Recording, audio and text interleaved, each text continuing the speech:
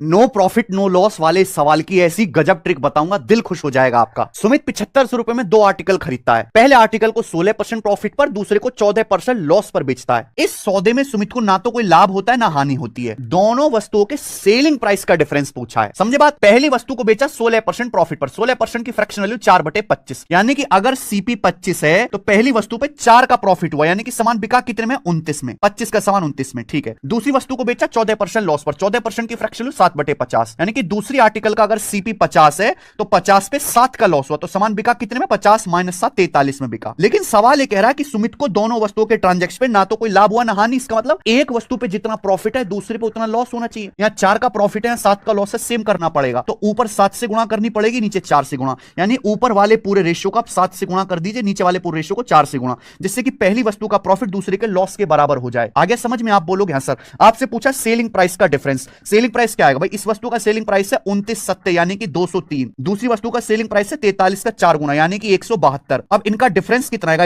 इनका डिफरेंस आएगा 31, यानी कि सेलिंग प्राइस का डिफरेंस 31 का मल्टीपल आएगा। 31 का मल्टीपल एक ही ऑप्शन है डी, सॉल्व हो गया। पूरा सॉल्व करना है तो सीपी कितना है पहले आर्टिकल का? 7 की 25 में गुणा 175। दूसरे का सीपी कितना है? 4 की 50 में गुणा 200, यानी कि दोनों आर्टिकल का टोटल सीपी कितना है? 375। जबकि सवाल के अनुसार दोनों आर्टिकल का टोटल सीपी है कितना भाई? 7500 रुपीज। कितना मेरे प्यारे भाई? ये आपका आ जाएगा 20 गुना। तो यहां 31 की वैल्यू भी 20 गुना आएगी, 620 रुपए। ये है बेस्ट सॉल्यूशन इस सवाल का।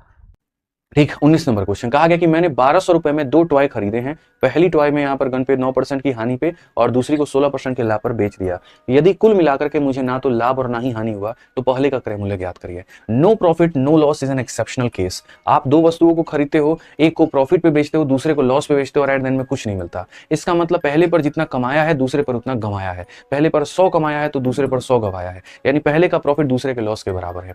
यानी अगर हम बात करें तो पहले वस्तु का 9% मेरे भाई यहाँ पर पहले वस्तु का, और दूसरे वस्तु का कितना परसेंट? 16%। ये दोनों के दोनों हमारे क्या होंगे? बराबर होंगे। परसेंट से परसेंट खत्म हो जाएगा तो फर्स्ट अपॉन में सेकंड का जो मेरे भाई रेशियो आएगा वो हमारे सामने 16/9 आ जाएगा।